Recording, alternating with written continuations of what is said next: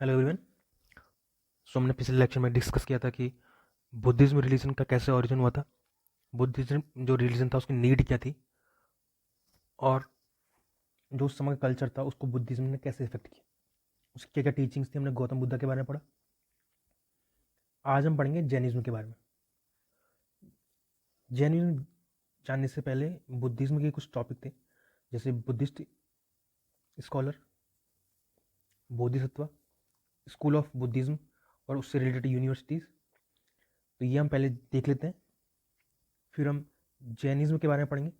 Jainism का origin, उसके rise के पीछे जो क्या क्या फैक्टर थे वो पढ़ेंगे। महावीर जो जैनिज्म में 24वें तीर्थंकर हुए थे उनकी टीचिंग्स जानेंगे। फिलोसफी रिलेटेड टू जैनिज्म जानेंगे। सेक्ट जैनिज्म के वो जानेंगे, टर्मिनोलॉजी जानेंगे। जैन काउंसिल के बारे में पढ़ेंगे। जैन लिटरेचर के बारे में पढ़ेंगे। जैन आर्किटेक्चर के बारे में पढ़ेंगे। और बाद में at the end of video एक कंपेरेटिव एनालिसिस जैनिज्म और बुद्धिज्म का हम देखेंगे और इससे रिलेटेड सिंबलिज्म देखेंगे।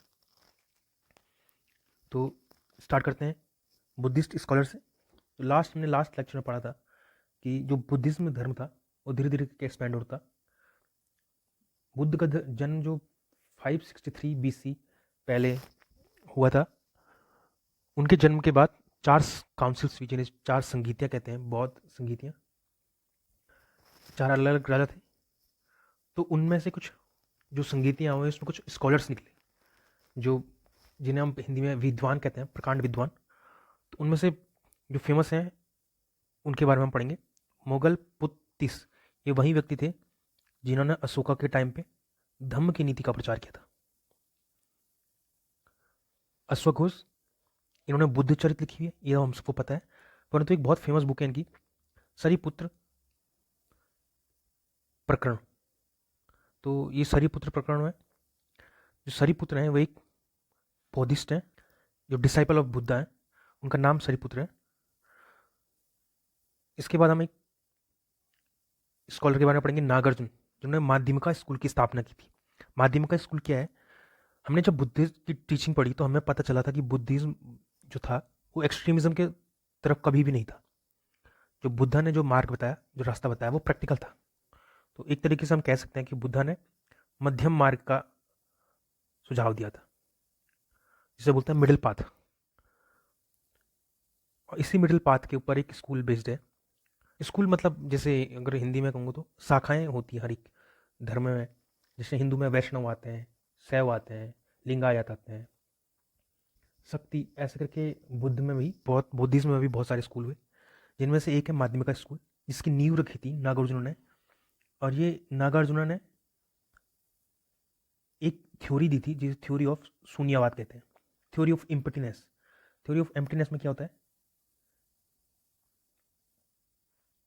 इन्होंने तुलना की थी शून्य से। हमें ज़्यादा डिटेल में जाने की जरूरत नहीं है। बुद्धा घोष एक दूसरे स्कॉलर हुए थे जिन्होंने थेरावाद जो सेक्ट है बुद्धिज्म का, उसके बारे में प्रचार प्रसार किया था। अब जब हम ये सेक्ट के बारे में पढ़ ही रहे हैं तो स्कूल ऑफ बुद्धिज्म में हमने पढ़ा था कि महायान एक सेक्ट हुआ, हीनयान एक सेक्ट हुआ, जो कि 4th बुद्धिस्ट काउंसिल में निकला था। उसके बाद भी धीरे धीरे करके बहुत सारी शाखाओं में बढ़ता रहा बुद्धिज्म, जिसमें से एक है थेरावाद, श्रावस्तीवाद और वज्रयान। इन्हीं शाखाओं में से जो एक इंपॉर्टेंट जो हमने पढ़ा था महायान, महायान में एक कल्चर है आइडियल वर्शिप का।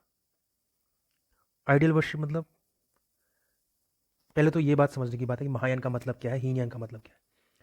कोई भी धर्म की जो कोई भी शाखा है वो अपने को कभी भी हीन नहीं कही।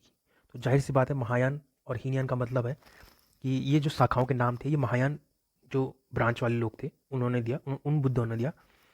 तो उन जो बुद्धिस्ट जो लोग थे, महायान के जो बुद्धिस्ट ब्रांच के लोग थे, उन्होंने अपने धर्म को कहा कि हम महान हैं क्योंकि हम निर्वाण प्राप्त कर सकते हैं, परंतु हम समाज के लिए अपने उस अंतिम लक्ष्य के, जिसे निर्वाण कहा गया है, उसका त्याग करके हम समाज को उस निर्वाण के रास्ते में कैसे जिया जाता है, कैसे जाया जाता है, ये सिखाएंगे। तो यहाँ से एक कॉन्सेप्ट जन्म लेता है जिसे कहते हैं बोधिसत्व। बोधिसत्व एक ऐसा व्यक्ति होता है जो कि निर्वाण प्राप्त कर सकता है, परंतु ऐसा नहीं करता क्योंकि उसे समाज में कल्याण करना है। तो ऐसे कई बोधिसत्व महायान में है, जिनमें अवलोकितेश्वर, वज्रपाणि और मैत्रेय है। ये मैत्रेय वही है जिनसे बाद में ऐसा माना गया कि जो स्माइलिंग बुद्धा है, सॉरी लाफिंग बुद्धा है, जो ये इनकारनेशन हुआ था, ये मैत्रेय जो बोधिसत्व थे उन्हीं का इनकारनेशन था लाफिंग बुद्धा। अब जो ये इमेज दिख रही है कि ये नेट से निकाला हुआ मैंने, तो इसमें जो जो ये आप आर्ट दिख रहे हैं, इसमें आप देखोगे कि जो ये वाला पार्ट है बुद्ध के हाथ में, बुद्ध को ऐसे दिखाया कि उनके हाथ में कुछ अस्त्र जैसा कुछ है, इसे वज्रपाणि कहा गया। बुद्धा की ऐसी इमेज जिनमें उनके हाथ में एक वज्र दिखाया हुआ है, वज्रपाणि की बोधिसत्व की इमेज।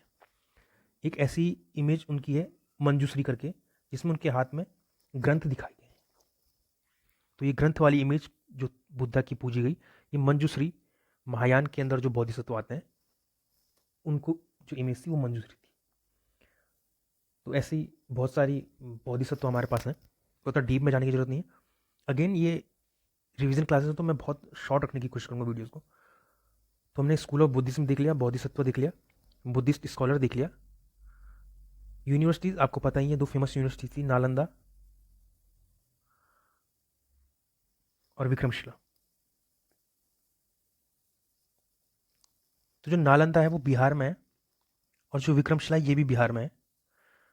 तो जो नालंदा थी यूनिवर्सिटी, उसकी स्थापना कुमार गुप्त ने की थी, कुमार गुप्त। और जो विक्रमशिला यूनिवर्सिटी थी उसकी स्थापना धर्मपाल ने की थी। तो ये दोनों रिलेटेड हैं बौद्ध धर्म से। तो ये बुद्धिस्ट रिलीजन यहाँ पे एंड होता है। तो अब हम स्टार्ट करते हैं जैनिज्म। तो जैनिज्म में हम सबसे पहले ओरिजिन देखेंगे। तो ऐसा माना जाता है, ये बुद्धिज्म से रिलेटेड कुछ साइट है जैसे कुशिनारा, लुम्बिनी, श्रावस्ती, सारनाथ, बोध गया।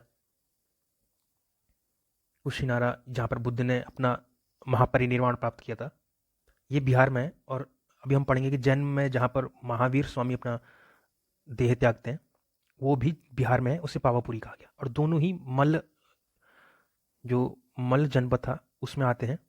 पावापुरी जहाँ पर वर्धमान ने अपना शरीर त्यागा था, महावीर जैन जिन्हें बोलते हैं, और कुशिनारा जहाँ पे बुद्ध ने अपना शरीर त्यागा था, दोनों मल्ल में थे। सारनाथ जहाँ पे अपना पहली स्पीच दी थी। सांची जो स्तूप हमने जिसकी आर्किटेक्चर के बारे में पढ़ा था, अजंता और कारले, कारले एक चैत्य है। और ये एक इमेज है जो कि मथुरा आर्ट से लिखी है। मैंने बताया था कि गांधार आर्ट, मथुरा आर्ट, ऐसे करके कई आर्ट स्क्रिप्चर थे हमारे पास में, तो उनमें से एक आर्ट है मथुरा आर्ट। तो मथुरा आर्ट में बुद्ध को कुछ इस तरीके से दिखाया गया था। तो अब हम जैनिज्म शुरू करते हैं। तो माना जाता है कि जैन जो फिलॉसफी है वो वैदिक टाइम से थी, क्योंकि ऋग्वेद में दो जो जैन तीर्थंकर हैं उनके बारे में बताया जाता है, जिनमें से एक है ऋषभनाथ और दूसरे हैं अरिष्टनेमी। जो ये ऋषभनाथ हैं, इन्हीं के एक स्टोरी है कि इन्हीं के एक पुत्र का नाम था भरत, जिससे हमारे देश का नाम पड़ा भारत। क्योंकि ये जैसे बुद्ध के पिता साक्य क्लेन में हेड थे, वैसे ही ये भी हेड थे एक क्लेन में। तो इन्हीं का बेटा बाद में जाके भारत राजा बनता है, और वो भारत नाम इस जगह का जहाँ पर वो रहता है वो रखता है। अरिष्टनेमी ये एक तीर्थंकर थे जैन में, और ऐसा माना जाता है कि ये 22वें तीर्थंकर थे। ऋषभनाथ फर्स्ट थे, और जो 23rd थे उनका नाम था पारसनाथ या पार्श्वनाथ। और जो लास्ट में हुए थे वर्धमान महावीर, जिन्हें महावीर के नाम से जाना जाता है। तो ये जो हमें स्टार्टिंग के तीर्थंकर है, तीर्थंकर अगर आप समझ पाओ तो मैसेंजर ऑफ गॉड या पैगंबर या प्रॉफिट या गुरु जिसे कह सकते हैं। तो 24 तीर्थंकर हुए थे, अंतिम थे महावीर। उनमें से जो पहले के 23 थे उनका किसी का कुछ ज़्यादा उल्लेख नहीं मिलता है। पार्श्वनाथ के बारे में हमें पता चलता है, उनका हिस्ट्री हमें पता रहती है, परंतु जो ऋषभनाथ है, अरिष्टनेमी है, और जो अन्य 20 लोग हैं उनके बारे में हमें ज़्यादा जानकारी नहीं। तो ये एक तीर्थंकर की फोटो है, स्कल्पचर।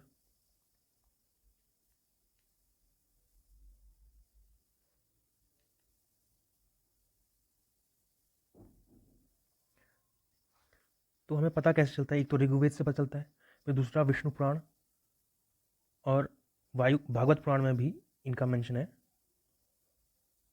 जो दो मैंने बताए थे, ऋषभनाथ और अरिष्टनेमी का। और ऐसा माना था कि क्योंकि जैन बहुत पुराना धर्म है, इवन बुद्धिस्ट से पहले का धर्म है, तो हमें इतना प्रोमिनेंस में जो देखने को मिलता है ये महावीर के बाद में देखने को मिलता है, मतलब महावीर जैन के बाद में देखने को मिलता है।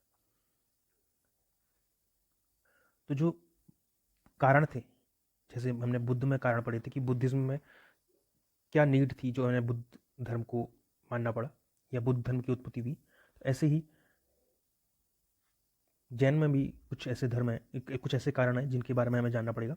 उनमें से काफ़ी कुछ कारण सिमिलर हैं, जैसे वैदिक रिलीजन में काफ़ी रिचुअल था, रिचुअलिस्टिक रिलीजन था काफ़ी, और जो कि आम आदमी अफोर्ड नहीं कर सकता था। दूसरा कास्टिसिज्म था, कास्ट सिस्टम।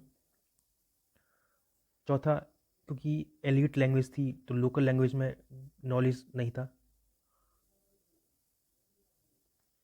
पांचवा, जो जो अनटचेबल्स थे या लोअर कास्ट थे, उनकी सोसाइटी में जो प्रेस्टीज थी, जो प्लेस था, उसके लिए भी वो भी एक कारण था।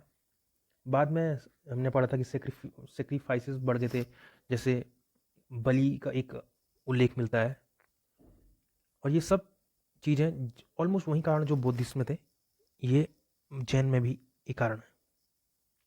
तो हम शुरू करते हैं वर्धमान महावीर के बारे में। तो ये एक फोटो है, ये वर्धमान महावीर है।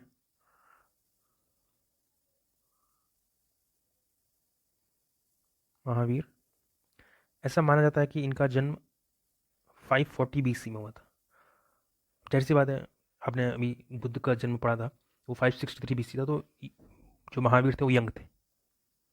इनका जो जन्म हुआ था कुंडल ग्राम में हुआ था। जिनके पेरेंट्स थे, ये कुंडल ग्राम वैशाली में है। जिनके पेरेंट्स थे, उनके सिद्धार्थ इनके पिता का नाम था, और माता का नाम इनकी त्रिशला देवी था। इनकी एक पत्नी थी जिनका नाम था यशोदा, और इनकी एक पुत्री थी, डॉटर, जिसका नाम था प्रियदर्शना।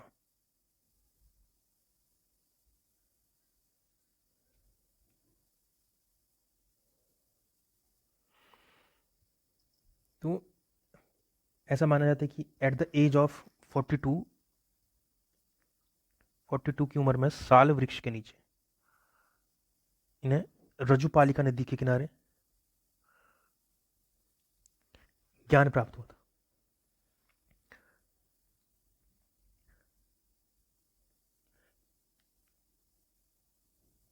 इसी के बाद इन्हें महावीर कहा गया या जिन्न कहा गया। जिनेन्द्रिय भी एक वर्ड मेंशन होता है। जिनेन्द्रिय, जिन या महावीर का मतलब होता है जिसने अपनी सारी इंद्रियों को, सारे सेंसेस को जीत लिया। जैसे हम पढ़ते हैं 5 सेंसेस हमारे ह्यूमन बॉडी में है, तो इन्होंने पूरे 5 सेंसेस को कंकर कर लिया था। और एक टर्म जो यूज होता है वो है निर्ग्रंथा। निर्ग्रंथा मतलब फ्री फ्रॉम ऑल बॉन्ड्स।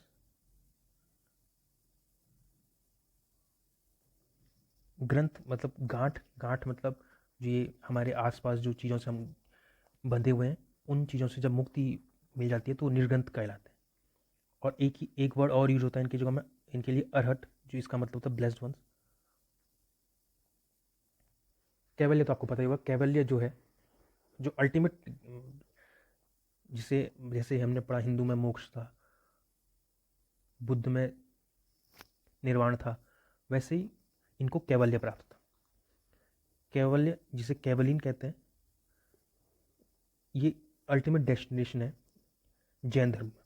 इनके में भी निर्वाणा का मेंशन है, निर्वाणा कैवल्य ऑलमोस्ट इक्वल है। तो इनकी लाइफ में ऐसे कोई ज़्यादा स्टोरीज नहीं है, तो सीधा फैक्ट पे रहने की कोशिश करेंगे। जो पहला इन्होंने अपना फर्स्ट सरमन दिया था, स्पीच दी थी जो, वो राजगीर में थी। जो पहला डिसाइपल था इनका शिष्य, वो गौतमा थी, जो कि एक फीमेल थी। और जिनकी डेथ हुई थी पहले ही मेंशन कर चुका हूँ, वो पावापुरी में हुई थी, जो कि मल्ल जनपद था। अब हम एक चीज़ देखते हैं जैन में कि एक सिंबलिज्म का बहुत यूज होता है। तो जो पहले, जो महावीर से पहले जो हमारे फर्स्ट तीर्थंकर थे ऋषभनाथ जी,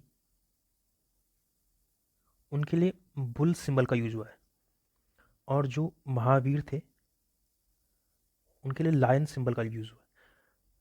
और आप देख सकते हो कि कल्चरली कितने नेचुरल, जैसे बुद्धिस्ट जो रिलीजन था वो काफ़ी प्रैक्टिकलिटी की ओर इंक्लाइंड था, पर जो जैन रिलीजन है वो आप देखोगे काफ़ी नेचुरलिस्टिक है, नेचर की ओर इंक्लाइंड। नेचर से, जानवरों से इनके सिंबल रिप्रेजेंट किए जा रहे हैं। आप देखोगे कि इन्होंने जो ज्ञान प्राप्त किया वो भी एक नदी के किनारे, जो कि स्पेशली मेंशन है, बुद्धिस्ट में भी मेंशन है, और एक वृक्ष पे के किनारे इन्होंने अपना ज्ञान प्राप्त किया था। और ऐसे हम आगे कुछ और सिंबल्स जानेंगे तो हमें पता लगेगा कि काफ़ी नेचुरलिस्टिक है। और यहीं एक बाद में एक प्रॉब्लम भी बनती है जैन में। तो हम जैन, महावीर जैन की कुछ टीचिंग देख लेते हैं। तो जैसे हमने पढ़ा था कि बुद्ध में 3 रत्न है, तो वैसे ही जैन में भी 3 रत्न है, जिनमें राइट फेथ, राइट नॉलेज और राइट एक्शन, ये 3 रत्न है, 3 डॉट से दिखाए गए हैं। स्वास्थ्य का जो सिंबल है ये पीस और वेलबींग ऑफ ह्यूमन को दिखाता है, और जो ये हैंड है, ये जेस्चर, ये दिखाता है अहिंसा को। अहिंसा, इसके ऐसे माना जाता है कि इसके बीच में कहीं पर अहिंसा लिखा हुआ है। और इसमें जैन धर्म चूँकि बहुत पुराना है, तो जैसे वैदिक रिलीजन में फिलोसफीज थी, वैसे ही जैन धर्म में भी फिलोसफीज हैं। तो उन फिलोसफीज को एक बार देख लेते हैं। तो एक फिलोसफी आती है अनेकांतवाद।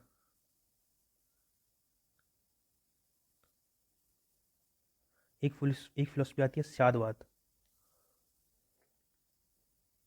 तो अनेकांतवाद क्या है?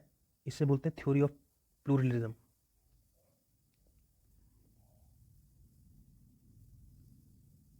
और स्यादवाद है, अगर सिंपल लैंग्वेज में एक्सप्लेन करूँ तो ऑल जजमेंट आर कंडीशनल।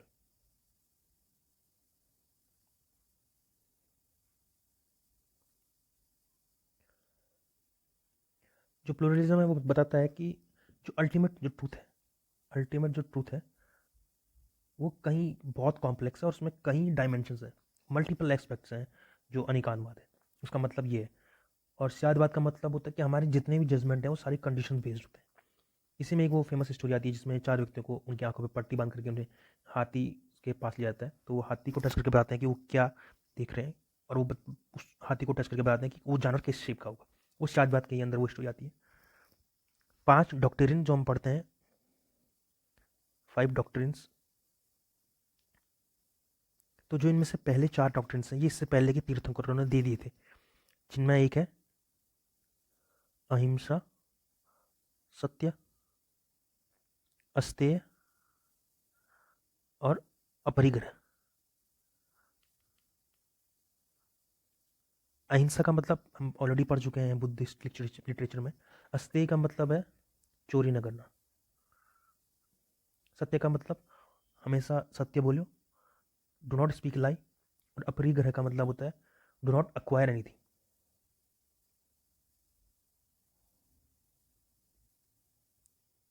जो इसमें महावीर ने ऐड किया था वो था ब्रह्मचर्य, सेलिबेसी जिसे बोलते हैं। सेलिबेसी, ब्रह्मचर्य जो था वो महावीर ने ऐड किया था। और ये जो 5 डॉक्ट्रिन थे काफ़ी काफ़ी रिजिड थे। मतलब अगर जैसे हम बुद्धिस्ट पढ़ते हैं तो उसमें पढ़ते हैं कि ये, जैसे महायान है, हीनयान है, वज्रयान है, ऐसे करके सेक्ट पढ़ जाते हैं। उनमें कुछ कुछ टीचिंग्स भी डिफरेंट होती है। जैसे किसी में आइडल वर्शिप नहीं है, किसी में आइडल वर्शिप है, परंतु इसमें ऐसा नहीं है। जैन में काफ़ी रिजिड जो स्ट्रक्चर है वो मान जाता है। तो आप जस्ट इमेजिन कीजिए कि अगर आपको अहिंसा बोला है तो आप इवन दवाई भी नहीं खा सकते। You can not consume medicine. अब ऐसा क्यों? क्योंकि अगर आपको, इसको जो रीज़न जैन देते हैं, जो मेडिसिन आप खाओगे उससे जर्म्स खत्म होते हैं, और जर्म को खत्म करना आप किसी लिविंग बींग को खत्म कर रहे हो, तो ये अपने आप में हिंसा है। अब हम इससे रिलेटेड कुछ टर्म्स पढ़ लेते हैं। इसमें कुछ मेंशन टर्म है जो कंटिन्यू यूज में आते रहते हैं, जिसमें से एक है निरंजन, निर्जना जिसे बोलते हैं, सॉरी, निर्जना। जिसका होता है कि जो कर्म है आपके उनका डिस्ट्रक्शन हो गया। अभी मैं एक्सप्लेन करूंगा इन्हें। मोक्ष, जीव, अजीव और पाप। और ये आप पढ़ते ही हो, पाप पुण्य। एक जो फेमस, बहुत फेमस है समोरा। तो मोक्ष क्या है? जैन्स के अकॉर्डिंग जो आपका कर्म है वो जब कंप्लीट हो जाता है तो आपको मोक्ष मिलता है। मतलब आप इसके बाद कुछ कर्म जो आप करोगे उसका उसका कोई इफेक्ट नहीं पड़ेगा। जीव, लिविंग मैटर जिसे सोल कहा जाता है। अजीब, नॉन लिविंग मैटर। अब पाप पुण्य तो आपको पता ही होगा। जो समवरा है, समवरा एक इस जब जब आपके जो कर्म है, जो उनका फ्लो है वो रुक जाए, जब कर्म का फ्लो रुक जाए तो वो समवरा वाली स्थिति है। 5 अणुवर्त जिनका मेंशन जैन लिटरेचर में होता है। अणुवर्त क्या है? अणुवर्त इज अ काइंड ऑफ वाव। जो आप शपथ बोलते हो वो है, जो नॉर्मल लोगों के लिए है वो अणुवर्त। कि आप जैसे उसमें रूल्स एंड रेगुलेशन थे बुद्धिस्ट में, तो इन्हें जैन में रूल्स एंड रेगुलेशन को अणुवर्त बोला जाता है। तो ये 2 टाइप के हैं, एक लेसर, एक ग्रेटर। अगेन ये सेम बुद्धिस्ट जैसा, लेसर जो लेमन आदमी है, जो नॉर्मल है उसके लिए, और जो ग्रेटर है वो एस्थेटिक के लिए। मतलब जो प्रॉपर डिसिप्लिन में जो फॉलो करेगा, वो साधु बनना चाहता है, जो वो जैन साधु बनना चाहता है, वो ग्रेटर वाव फॉरवर्ड एक्सेप्ट करेगा। तो हम सेक्ट के बारे में पढ़ लेते हैं। तो एक स्टोरी है कि जब चंद्रगुप्त मौर्य शासक थे, चंद्रगुप्त मौर्य के समय में चंद्रगुप्त मौर्य के समय में एक अकाल पड़ा। तो इस अकाल में जो स्वयं चंद्रगुप्त थे और एक भद्रबाहु जो थे जैन मुनि, वो चंद्रगुप्त के साथ में कर्नाटक चले गए थे, साउथ इंडिया की ओर चले गए थे। और जो स्थूलभद्र नाम के जैन मुनि थे, स्थूलभद्र, वो मगध में ही, जो जैन था मगध में ही रहे, जहाँ जैन मतलब असली में पनप रहे थे। तो जब ये वापस आते हैं तो इन्हें जैन के हिसाब से वस्त्र अलाउड नहीं है, क्लोथ्स अलाउड नहीं है, तो इन्हें दिगंबर कहा गया। परंतु जो स्थूलभद्र थे तो वो तब तक व्हाइट कलर के कपड़े पहने लगे, जिन्हें व्हाइट क्लेट्स कहा गया, जिन्हें बाद में श्वेतांबर कहा जाता है। दिगंबर और श्वेतांबर में डिफरेंस बेसिकली कपड़ों का ही है, बाकी ऑलमोस्ट रिचुअल्स वगैरह जो टीचिंग्स वगैरह हैं वो सब सेम ही है। तो जो दिगंबर थे उन्हें स्काई क्लेड कहते हैं, जो श्वेतांबर है उन्हें व्हाइट क्लेड कहते हैं। और नोटिस करने वाली बात है कि सारे नेकेड नहीं रहते, जो बस जो इनके धर्म जो गुरु हैं जो टॉप हैं वो नेकेड रहेंगे, बाकी नॉर्मल व्हाइट क्लेड जो नॉर्मल अपने कपड़े पहन सकते हैं। जो एस्थेटिक लाइफ में रहेगा वही इन टफेस्ट जो टास्क हैं, जो 5 जो ग्रेटर वाव्स हैं उन्हें फॉलो करेगा। अब इनमें बेसिक डिफरेंसेस ये है कि जो जैसे श्वेतांबर है, तो श्वेतांबर खाली 4 वाव मानते हैं, 4 शपथ जिन्हें 4 अणुवर्त बोलेंगे वो मानते हैं। परंतु जो दिगंबर है वो 5 की 5 अणुवर्त मानते हैं। तो ऐसे बहुत सारे डिफरेंसेस हैं। अब हम जैन लिटरेचर पढ़ लेते हैं। जैन लिटरेचर, जैन लिटरेचर को बेसिकली 2 भागों में बांटा गया है, जिन्हें अगम कहते हैं। एक अंग अगम है और एक बाह्य अगम है। अंग अगम में फिर 12 जो मेन टेक्स्ट आते हैं जिन्हें सूत्रास कहते हैं, और इनके अलावा जितने भी जैन लिटरेचर आते हैं वो बाह्य अगम में आते हैं। इन्हीं 12 सूत्रास को पूर्वास भी कहा जाता है। आपने सुना होगा बहुत ज़्यादा फेमस एक भगवती सूत्र जो मेंशन होता है कंटिन्यूसली, जिसमें हमें ये डिटेल्स मिलती रहती है। अब हम जैन काउंसिल्स के बारे में डिस्कस कर लेते हैं। जिस प्रकार से बौद्ध संगीति हुई थी वैसे ही जैन संगीति भी हुई, परंतु इंटरेस्टिंग बात यह है कि बौद्ध संगीति 4 बार हुई थी और जैन संगीति सिर्फ 2 बार हुई। तो जो पहली काउंसिल थी वो पाटलिपुत्र में हुई थी। और स्थूलभद्र, जिनका कि अभी मैंने मेंशन किया था, वो इस समय चेयरमैन थे। सेकंड जो काउंसिल हुई थी वो वल्लभी में हुई थी, जो कि गुजरात में है। और इस समय देवरी दिगानी चेयरमैन थे इस काउंसिल के। अब जैन आर्किटेक्चर देख लेते हैं। जैन आर्किटेक्चर में मेनली केव और चैत्य विहार ही आते हैं, जिसमें से एक बहुत फेमस केव है एलोरा केव, ये महाराष्ट्र में है। और दूसरी फेमस केव है हाथी गुम्बा, जो कि आप कंटिन्यू सुनते रहते होंगे, हाथी गुम्बा प्ले। जो हाथी गुम्बा केव है वो उड़ीसा में है। ऐसे जो इसके स्टैचूज आते हैं उसमें से एक बहुत फेमस है गोमतेश्वर स्टैचू, जो कि बाहुबली है उनकी स्टैचू है। ये बाहुबली कौन थे? तो ऐसा माना जाता है कि जो ये बाहुबली हैं, ये जो पहले थे ऋषभनाथ, जो पहले तीर्थंकर थे ऋषभनाथ, उनके ही पुत्र थे बाहुबली। ऋषभनाथ, इन्हें आदिनाथ भी कहते हैं ऋषभनाथ को। तो आदिनाथ के पुत्र थे बाहुबली, उनका स्टैचू है गोमतेश्वर स्टैचू। ये है कर्नाटक में। और जो जगह है वो है श्रावण बेलगुला। और ये श्रावण बेलगुला ये वही जगह है जहाँ पे चंद्रगुप्त ने अपना देह त्यागा था। चंद्रगुप्त ने संलेखन पद्धति से अपना देह त्यागा था। तो संलेखन पद्धति भी एक बार समझ लेते हैं। संलेखन पद्धति होती है संलेखा होता है कि फास्टिंग। तो आप खाना छोड़ते हो, पानी छोड़ते हो और धीरे धीरे करके अपनी इस प्रकार से अपनी बॉडी को अपने सोल से अलग कर लेते हो। और जो जैन आर्किटेक्चर में एक आता है जैनालय। जैनालय मतलब जैसे टेम्पल्स जिन्हें बोलते हैं हिंदी में, हिंदू धर्म में, वहीं जैनालय हुए। इनमें एक फेमस है दिलवारा टेम्पल, जो कि राजस्थान में। और एक है फेमस समेत शिखर, जो कि झारखंड में है।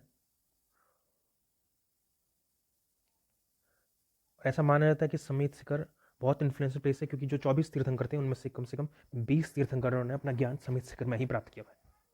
तो समेत शिखर बहुत इंपॉर्टेंट प्लेस था। ये रिसेंटली न्यूज़ में भी था। और कुछ अदर फैक्ट हैं, जैसे बौद्धिस्ट जो लोग थे उन्होंने पाली भाषा को अपना लैंग्वेज चूज़ किया था। तो जैन ने प्राकृतिक भाषा को अपना लैंग्वेज चूज़ किया, जिसे जैन प्राकृतिक कहते हैं।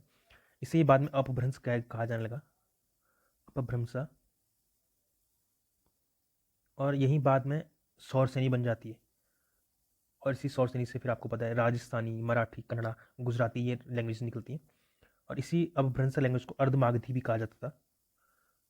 तो अब आप खुद देख सकते हो कि जैन का इन्फ्लुएंस कितना डीप रहा होगा सोसाइटी में, कि उनकी लैंग्वेज को जो इतना एक्सेप्टेबल लैंग्वेज है, उसके जरिए जो हमारी ये प्रेजेंट डे में जो लैंग्वेज है मराठी, गुजराती, राजस्थानी, कन्नड़ा, ये लैंग्वेज का उद्गम हुआ है।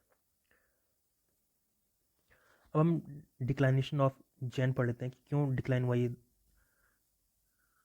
जैन।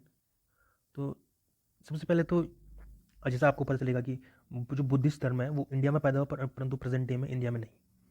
वैसे जैन इंडिया में पैदा हुआ, वो प्रेजेंट डे में सर्वाइव कर रहा है, पर उसकी कम्युनिटी बहुत छोटी है। तो ऐसा क्यों था? क्योंकि इसके लिए पहले एक था कि जो अहिंसा वाला टीचिंग्स थी ये टू फार थी। तो जैसे बुद्धिस्ट ने मध्यम मार्ग दिया, तो ये एक्सट्रीम पे थे। क्योंकि नॉर्मल आदमी ये नहीं कर सकता, क्योंकि आपको अगर दवाई खाने के लिए मना कर दिया जाए तो आपको लॉजिक नहीं दिखेगा उस चीज़ में। फिर ये जो थे ये लाइफ कंसिडर करते थे ट्रीज़ में और वेजिटेबल में।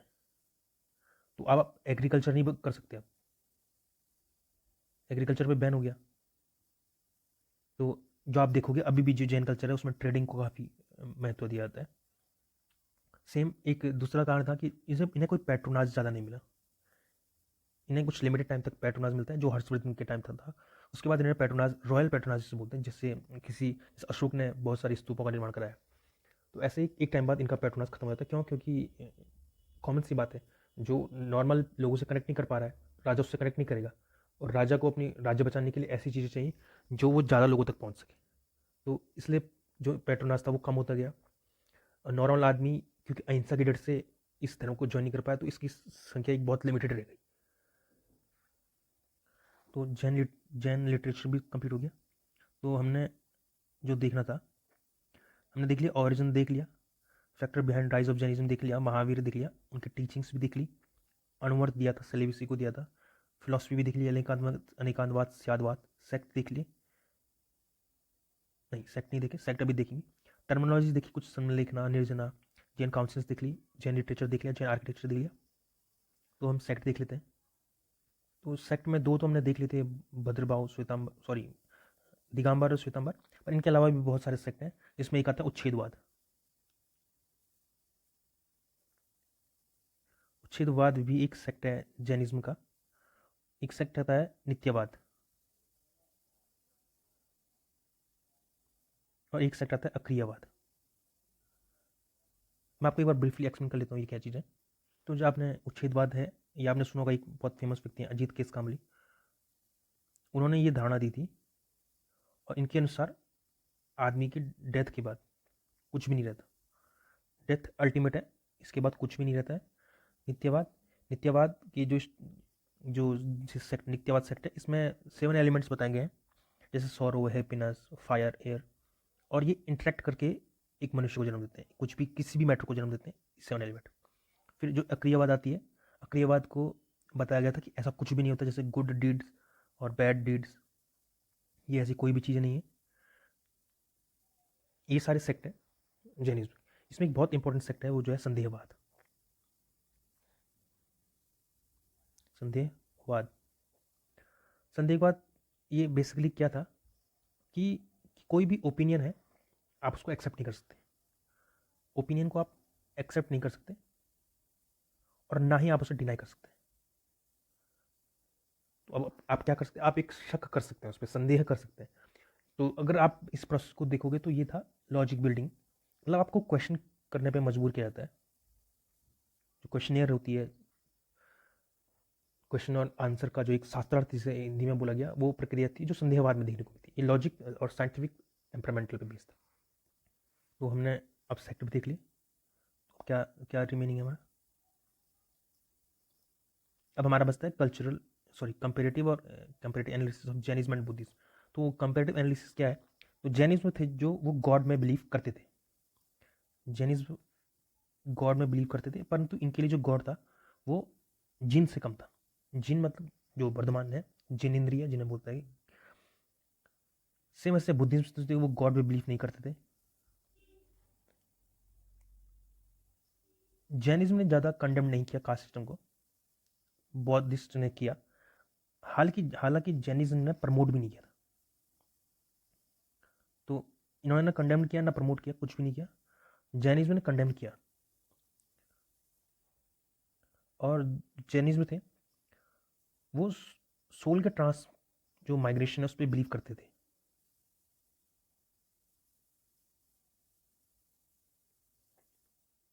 परंतु जो बुद्धिज्म थे वो नहीं करते थे। और आप देखोगे कि जो एक्सट्रीम पाथ है वो जैन ने बताया था, और जो बुद्धिस्ट थे उन्होंने मध्यम मार्ग था जो उसे बताया था। तो जैनिज्म हमने कंप्लीट कर लिया, जैनिज्म हमने स्ट्रक्चर देख लिया, और जैन काउंसिल देख ली, पेट्रोनास भी देख लिया। तो जैनिज्म यहीं पे ख़त्म होता है। Thank you.